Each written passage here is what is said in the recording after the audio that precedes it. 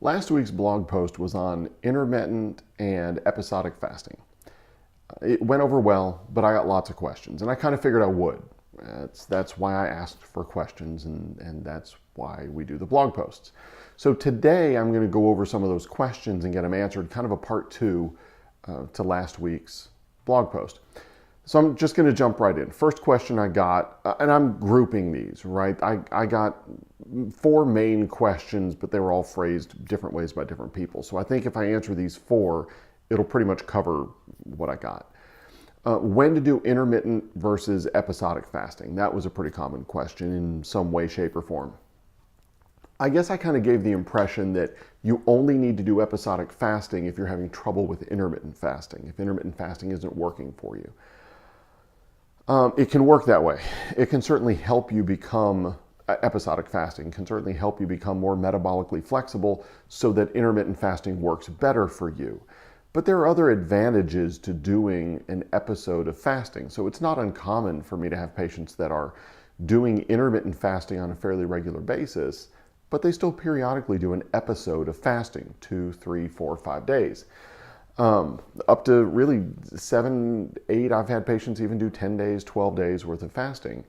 It has to be managed a little bit differently at that point, but there are advantages to that. So the differences between intermittent and episodic fasting. Intermittent fasting is a habit you build.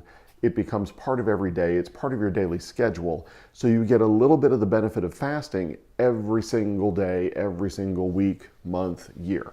So there are definite advantages to that. It's just built in. It just happens once you get into the rhythm of it, and I think that's great. But it's a lighter fast. It doesn't go as deep or as long. Your ketosis levels likely aren't going to get quite so high, your ketone levels. So there are limits to what it will do for you. If you do an episode of fasting, 2, 3, 4 days, you get to a point where your ketone levels in your blood will start to increase fairly significantly. I mean, there's a limit to where they'll go, but you'll get robustly into ketosis at that point. You can check your ketones with a breath meter. Ketonics used to be the only one on the market. Now there are 2 or 3 others. I prefer to use a blood ketone meter. I can't remember the name of the expensive one, but the cheaper one, which actually does a really good job, is Keto Mojo, Ketomojo, Keto Mojo. The test strips are cheaper. It's very accurate. You can do blood glucose and ketones on it, but good meter. So if you're checking your blood ketones while you're doing this, you'll get into a deeper ketosis with an episode of fasting, most likely. And your body will go into a state of what's called autophagy, or I don't want to say your body's in a state, maybe that wasn't phrased very well, but you'll experience something called autophagy, autophagy, P-H-A-G-Y. Literally means eating yourself up. Now I know that sounds weird, bad, gross, but think of it more on a cellular level. When your body doesn't get food for a while, when it gets the message that it's starving, so to speak, not only does it tap into stored resources like your fat storage, which we all would like to burn off, but it starts to go around the body and pick up little bits of cellular trash, mitochondria that aren't working, cell membrane components that have been kind of broken down or damaged. And it starts to break those down and eat those up and recycle those into making new components. So it causes this kind of spring cleaning, refurbishing of the cells and the cellular components in your body. Well, cells make up tissues, tissues make up organs, organs make up systems, and systems make up people. So on a cellular level, when you do enough fasting that you're getting into this autophagy phase, you are rebuilding yourself cell by cell, brick by brick, if you will. You're working through that process. That doesn't happen much with intermittent fasting because you're just not in that fasting mode long enough. So that might help clear up the differences between intermittent and episodic fasting. I'm going to talk about it a little bit with one of the other questions in a second. So that handles the difference. That handles ketones and autophagy. Urine test strips are not a great way to look for ketones. Initially, you'll see some ketones, but keep in mind if the urine has ketones in it, those are ketones you're not burning. Those are ketones you're peeing out. The more efficient you get at burning ketones for fuel, the lower the level of ketones coming out in your urine is likely to be. So just FYI. That can be pretty variable. It's also an average of time. If you're doing a blood ketone meter, you are seeing it right then and there. If you're doing a urine ketone meter, you've been producing that urine and storing it in your bladder sometimes for several hours. And so when you take a sample of that and look at the ketones in it, you're seeing an average of whatever block of time there was where you were creating and storing that urine. So just not as accurate, certainly very cheap, but there's a reason why they're cheap. They're just not that accurate. Okay, so that handles ketones, autophagy, why or when you would do intermittent versus episodic fasting. I think there's absolutely a place for both. I recommend both. If you're going to be doing intermittent fasting, I recommend that you periodically, maybe once a week, once a month, once a year, that you go into an episode of fasting. Simply because it has different effects. It's a deeper process, and I think it does more. But it doesn't happen every day, right? That happens in episodes. So, all right. The next question I got, that covers the first two. The next question I got was ketosis, fasting, and cancer. Big question. Got it from several patients and several listeners from other places. One of the patients made a point, it was critical for him in what he was going through, and he wanted me to share that with other people. I think that's valid, so I want to talk about it. Anytime I start talking about cancer, we get lots of questions. Some people disagree with what I say, some people agree, but let me be very clear, I'm not telling you how to treat your cancer, right? I am not an oncologist, I'm not a cancer doctor, I'm not telling you how to treat your cancer. I am going to reference a book called Tripping Over the Truth. Tripping Over the Truth. The author's last name is Christofferson. So it's pretty easy to find on Amazon or whatever book retailer you prefer. Very good book. It's one of the first books I recommend to any of my patients that come in and are cancer patients. I want them to read that book. It explains kind of a metabolic theory of cancer. There are two main theories of cancer, genetic and metabolic.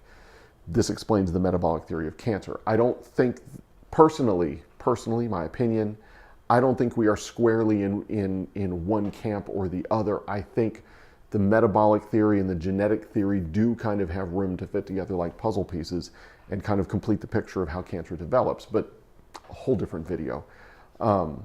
So cancer and ketosis, where does it fit in?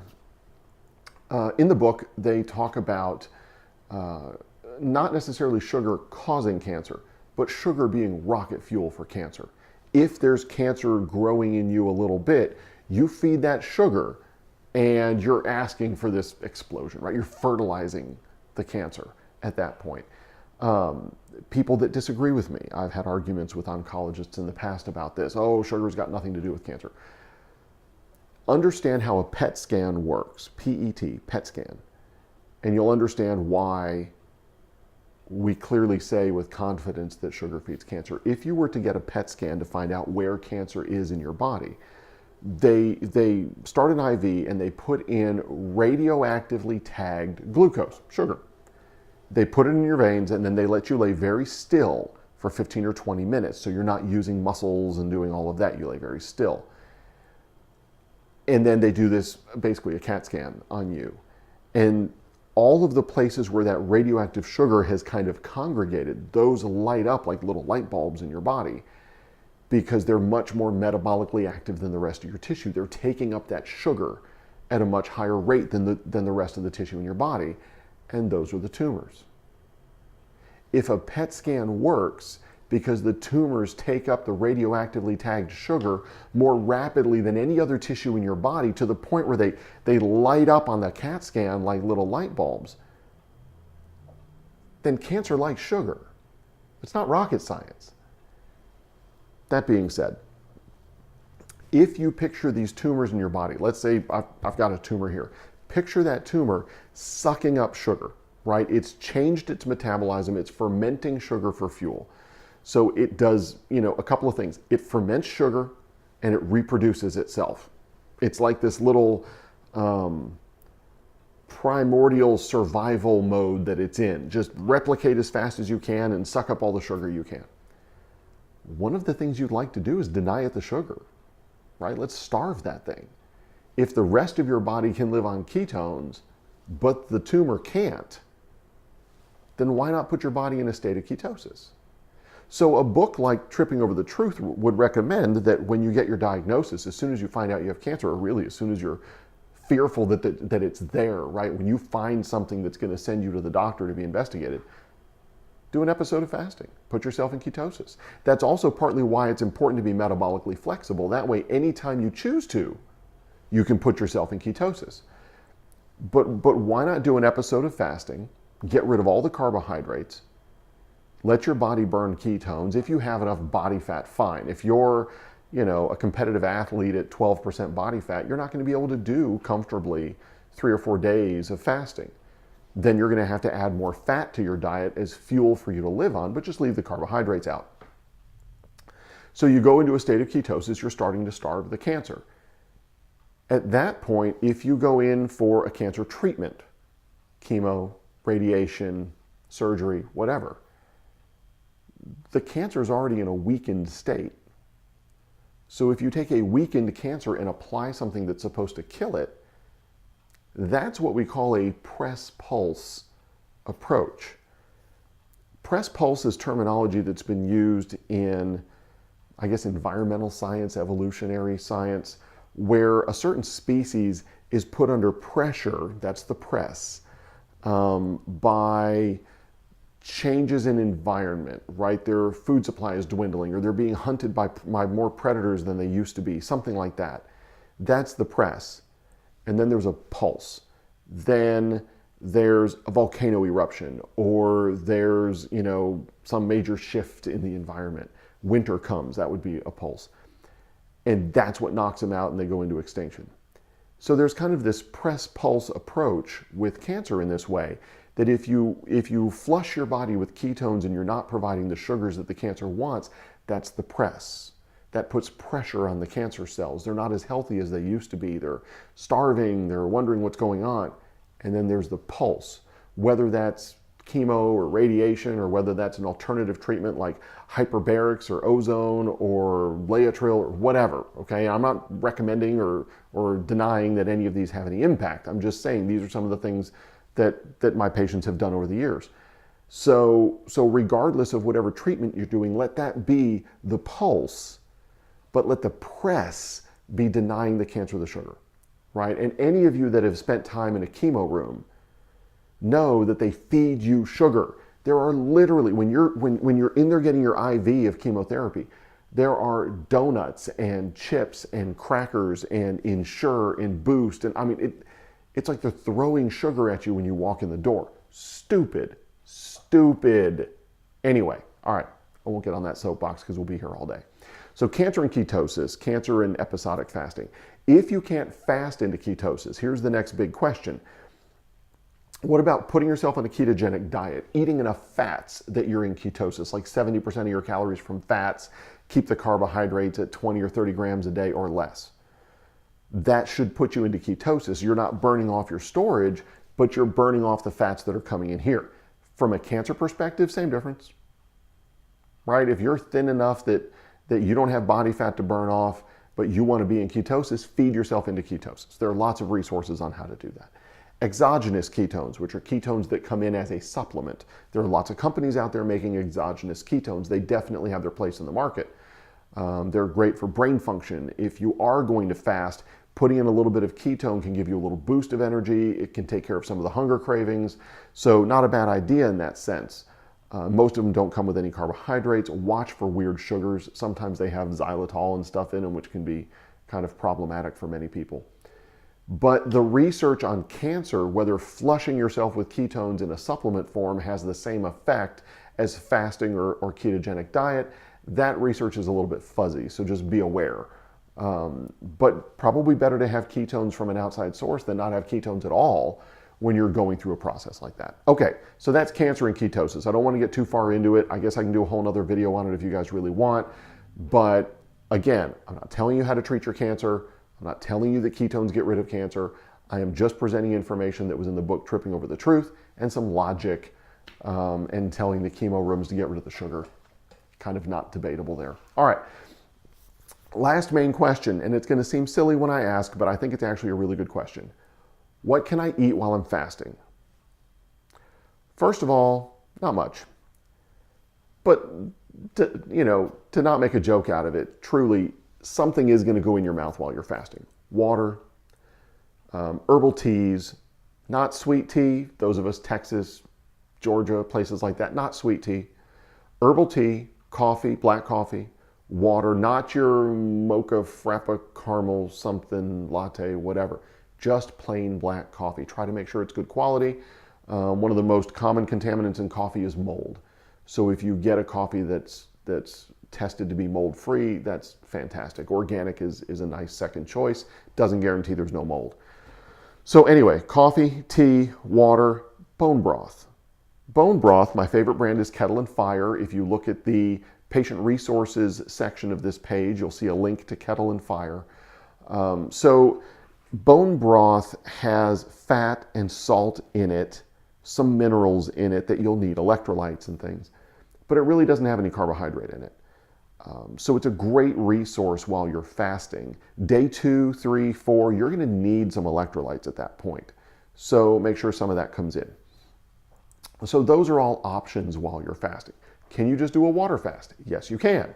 But you will likely get to a point where you are significantly craving salt. If you want to put some salt in your water, Redmond's Real Salt is the brand name of what I recommend most. Himalayan pink salt would be a nice second choice, some kind of sea salt, to get you the electrolytes but without the sugar.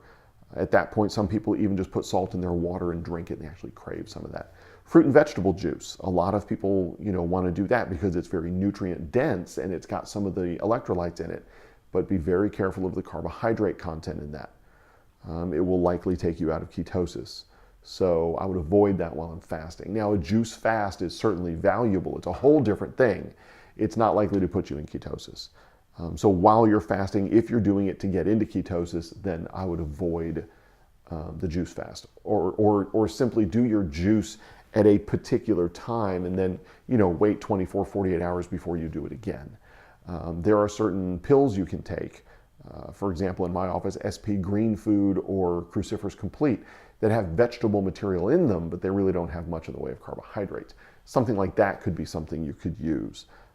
If you've seen me talk about the energy bits and recovery bits, they're very low carbohydrates, so they could be used while you're going through a fast to provide some extra detoxification capacity without putting carbohydrates in. Let's see. Some people ask about taking their supplements. Generally, supplements are going to be okay while you're doing a fast. Just be aware of how many carbohydrates there are in those supplements and whether or not they bother your stomach. Medications on supplement, because if they bother your stomach, you're going to want to put food with them. Okay. Medications on your fast. I certainly would not tell you to stop your medications. However, some medications may be problematic when you fast. Let's say you're taking a blood sugar medication, metformin or glipizide or one of those, or taking insulin for that matter, and you start to fast. You need to watch your blood sugar very carefully. You may require little to no blood sugar medication while you're fasting. You might still require some. I've had people go as far as 5 or 6 or 7 days before their blood sugar even comes down into the normal range. And so they take their medication until their blood sugar gets low enough that they can't, right? I'm not advising them when to take their medication, but their doctors have taught them that if their blood sugar gets down below a certain level, to not take their medication, right? So they're just following those orders. I just encourage them, if they're going to be fasting, to watch their blood sugar carefully because they may run into that problem. Blood pressure, similar issue. If you're on a blood pressure medication regularly and you fast for 3 or 4 or 5 days, your need for that medication may decrease or even disappear. And if you continue taking it, your blood pressure may get very low. So check your blood pressure. So just monitor yourself and make sure that your medications aren't becoming problematic when you fast. If you ask your doctor about it, I actually think I did a whole video on this at one point about the whole ask your doctor phenomenon. Ask your prescribing doctor about it, but be aware. If you ask a doctor about how fasting is going to impact your medications, and that doctor has no education in fasting, you're not going to get an answer that's worth anything. They're simply going to tell you, don't fast, you're going to die. Why would you do that? Well, you're not going to die. That's not the way it works. But if you ask a doctor about exercise or fasting or ketosis or supplements or anything, and that doctor has no knowledge of it, you've not done yourself any favors. You've fulfilled the legal requirement for people like me to say, ask your doctor before you do this. But you haven't done yourself any favors. Find a functional medicine doctor or find a prescribing doctor who's also familiar with some of these concepts so that they can answer your question meaningfully, okay? So I think that handles what to eat while you're fasting, or what not to eat while you're fasting. Protein powders, sorry, those do come up. A low carbohydrate protein powder, not a bad idea. You can do some collagen powder while you're fasting, but if you get enough of a load of protein all at once, you can turn that into blood sugar and it can raise your insulin levels. Insulin levels stop the ketosis immediately. Steroids, if you are a chemotherapy patient and they're putting steroids in the chemo at significant enough amounts, that can raise your blood sugar, cause an insulin response, and you're out of ketosis. So I guess in that case, if you have fasted yourself into ketosis, you go through chemotherapy, you may want to have some exogenous ketones to take while you're finishing that off, because once they put the steroids in, you can check your blood with the keto mojo meter. If you start to come out of ketosis, just put some more ketones in, and that way you'll stay in through that. Again, ask your oncologist if you're allowed to do ketones while you're taking your chemotherapy, but be aware your oncologist may know absolutely nothing about ketosis and chemotherapy. So you might do your own research or present your oncologist with the research you found so that they can have that kind of substantive discussion with you. I don't know. I think that pretty much covers the questions that I got. I really appreciate you guys interacting with me on this and asking your questions. I know right now the blog post doesn't have a place for comments and questions, and I apologize for that. That's an issue in the software I'm using to handle that, that they are working on correcting. But in the meantime, ask your questions on Facebook or Instagram, and I collect those, or you can private message me or email me at the office and ask me questions. The office email address is drkrupka@drkrupka.com. So pretty simple. But email me your questions if this video didn't finish it. Hopefully this ends the fasting discussion and we can move on to other stuff. But I will answer as many questions as I need to. Okay, so that's it until next time. Like I said last time, some people didn't get the joke. I always say eat for your health, train for performance, and live the life you love today. Because we're talking about fasting, I said eat for your health or don't. Train for performance and live the life you love today. Thanks for watching. Have a good one.